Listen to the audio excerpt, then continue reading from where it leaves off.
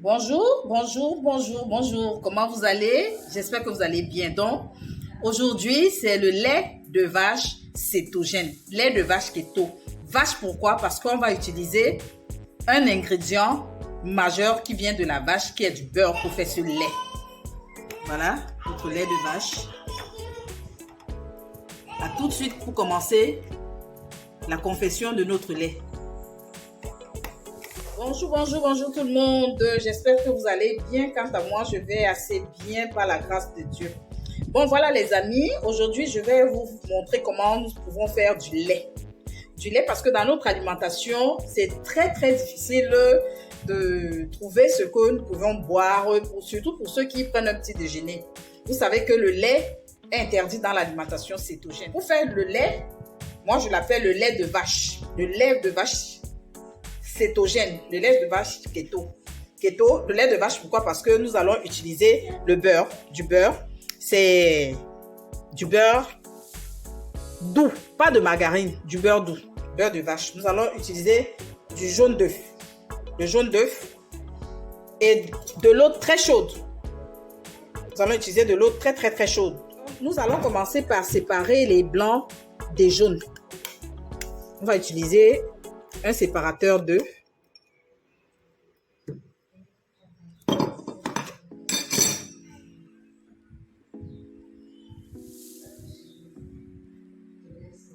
Egg trainer, c'est un séparateur d'œufs.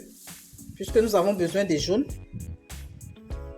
nous allons mettre les jaunes dans le bol. Voilà, juste.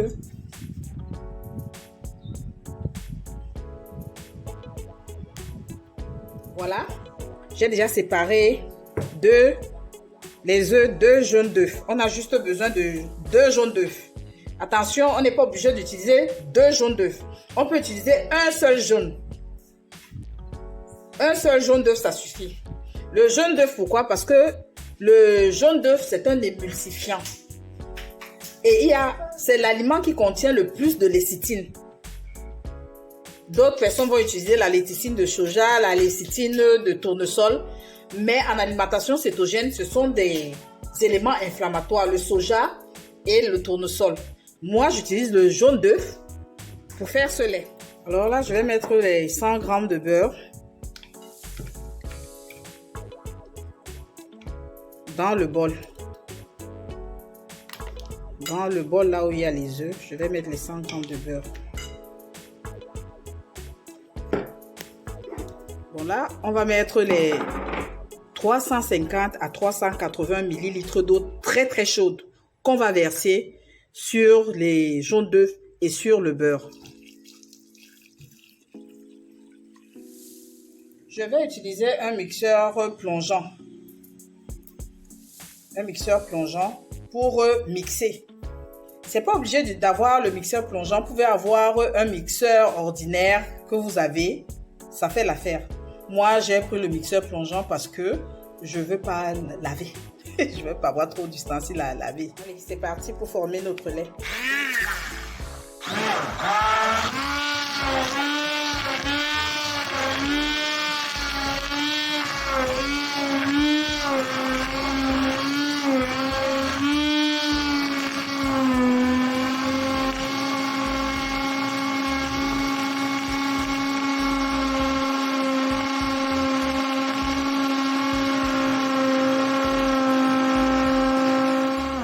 Vous allez mixer 1 minute, vous allez compter chrono 1 minute et le lait sera bien.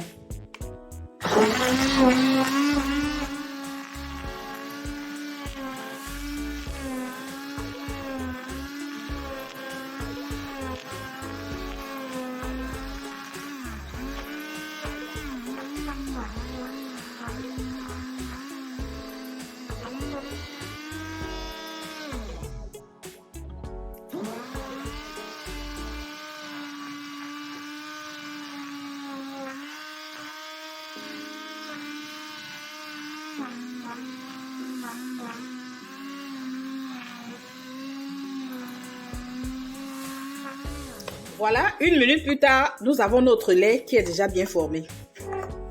Alors, ce lait, n'ayez pas peur parce que il n'a aucun goût de l'œuf. Je dis bien aucun. Vous voulez tester. Testez avant de dire que ça c'est pas bon. Très très bon. Ça a le goût du lait. Alors c'est très bluffant. Je vais me servir une quantité dans mon verre. Et vous allez voir l'onctuosité. Regardez comment c'est onctueux. Regardez. Regardez comment c'est onctueux. Regardez vous-même. Regardez l'onctuosité. Tellement bluffant. Du bon lait, hein. Du bon lait. Je vais me faire un café au lait. Il est encore chaud, le lait.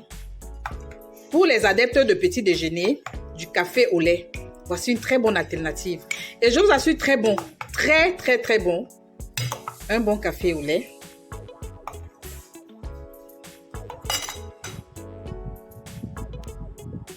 Mettre du café instantané. Un peu de café instantané. Un tout petit peu.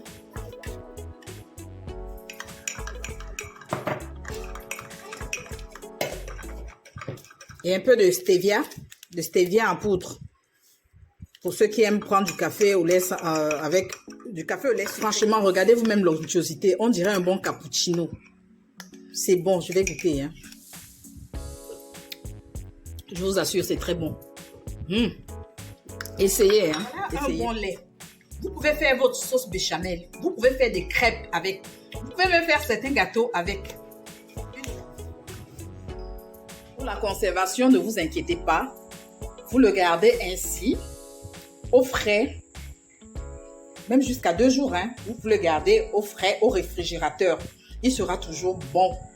Vous pouvez le tremper pour le chauffer. Ne le faites pas chauffer directement dans... Bon, vous pouvez le chauffer. Hein. Vous trempez dans de l'eau très chaude. Il sera bien chaud. Et vous le consommez à votre guise. Les amis, allez tester, essayez une recette. Voilà une recette de plus dans notre alimentation cétogène keto. Un plus qui nous rend la vie agréable. Aimez la vidéo, partagez, likez pour beaucoup plus d'autres recettes. Allez la famille, on se fait un gros coucou et à la prochaine vidéo. Au revoir.